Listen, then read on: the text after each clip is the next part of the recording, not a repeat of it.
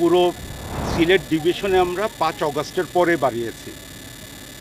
তো সংখ্যাটা বেশি ছিল আপনার সিলেট এবং সুনামগঞ্জকে নিয়ে, বাট হঠাৎ করে বন্যাটা চলে আসলো হবিগঞ্জ, মৌলভীবাজার, বিশেষ করে মৌলভীবাজার কুলাউড়া উপজেলাতে বেশি আসছে। বাট পরিস্থিতি যেটা দেখলাম গত 2 দিন পর আজকের কথা বলে পানি অনেক নেমে গিয়েছে, সংখ্যা নাই যদি পানি আর না বাড়ে। হবিগঞ্জে খোয়াই নদীর যে বাঁধটা ছিল ওই বাঁধটা ভেঙে যেতে পারতো, বাট পানি নর্মাল লেভেলে চলে আসছে। এখন ফোকাসটা আমাদের কুলাউড়াকে নিয়ে। 5-স্টার রেটিং প্রাপ্ত বিএলডিসি টেকনোলজির Walton super saver ceiling fan 65% পর্যন্ত বিদ্যুৎ বিল সাশ্রয় করে আপনাকে রাখে প্রশান্তিতে। ওয়ালটন ফ্যান হাওয়া বদলে দেয়। এই উপজেলাতে আপনারা জানেন 33,000 বা 35,000 মতো লোক আছে। আমরা সেনাবাহিনী, আমাদের সিভিল প্রশাসন এবং ছাত্র সমন্বয়ক যারা স্বেচ্ছাসেবক হিসেবে কাজ করছে, সবার সহযোগিতায় প্রত্যক্ষ পরোক্ষভাবে 9,000-এর মতো লোককে আমরা পানি থেকে উদ্ধার করে ল্যান্ডে নিয়ে আসছি।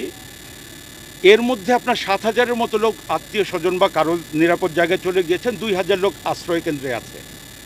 আমরা স্থানীয় প্রশাসনের সাথে যোগাযোগ রেখে তাদের খাবার, যেই খাবারটা ইউএনও মহোদয় দিচ্ছেন, আমরাও আজকে খাবার নিয়ে আসছি। আমার ইউনিট যারা এইখানে আছে তারা নিজেদের খাবারটা দিয়েছে।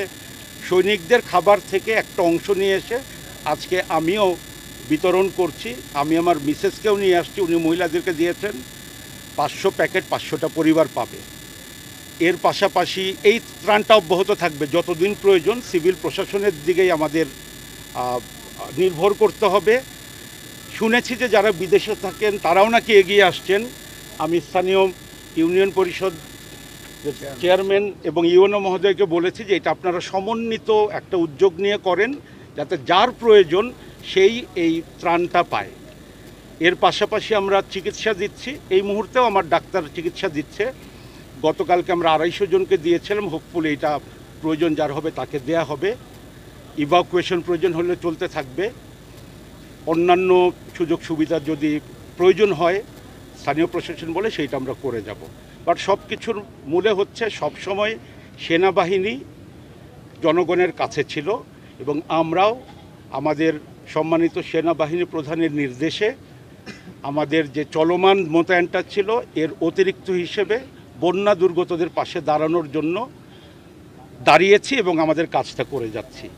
আমরা ধন্যবাদ জানাই স্থানীয় প্রশাসনের পাশাপাশি স্থানীয় পুলিশদেরকেও, যারা আমাদের সাথে নিবিড় সমন্বয় রাখছেন এবং আমাদের কাজটা সহজ করছেন। একটা বিষয় স্যার, যারা এখন ক্ষতিগ্রস্ত হয়েছে, অনেকের বাড়িঘর কিন্তু ভেঙে গেছে, এদেরকে কোনো পুনর্বাসন বা বাড়িঘর তৈরি করার জন্য আপনাদের কোনো ভূমিকা রয়েছে কিনা? আমাদের ভূমিকাটা আসলে যারা লো লাইং এরিয়াতে আপনার বাড়িগুলা করেছে, এগুলা খাস জমি নাকি ব্যক্তি মালিকানাধীন এটা আমি জানি না। ক্ষতিগ্রস্ত মূলত তারা হয়েছেন এখানে। আর নামটা হচ্ছে টিলাগাঁও। গ্রামগুলো আসলে টিলার উপরে। তো যারা উপরে করেছেন তারা ক্ষতিগ্রস্ত হন নাই। হাউএভার নিজে থাকেন যে তাদেরও তো পুনর্বাসন লাগবে। এই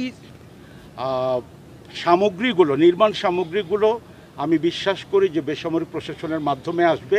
আমাদের সৈনিক, আমাদের অফিসাররা এগুলো যাতে কোয়ালিটি মেনটেন করে তৈরি করা যায় এইটা আমরা সুপারভাইজ করব এবং যেই লোকেরটা হওয়া দরকার সেই লোকেরটা যাতে হয় সেইটা আমরা এনশিওর করব।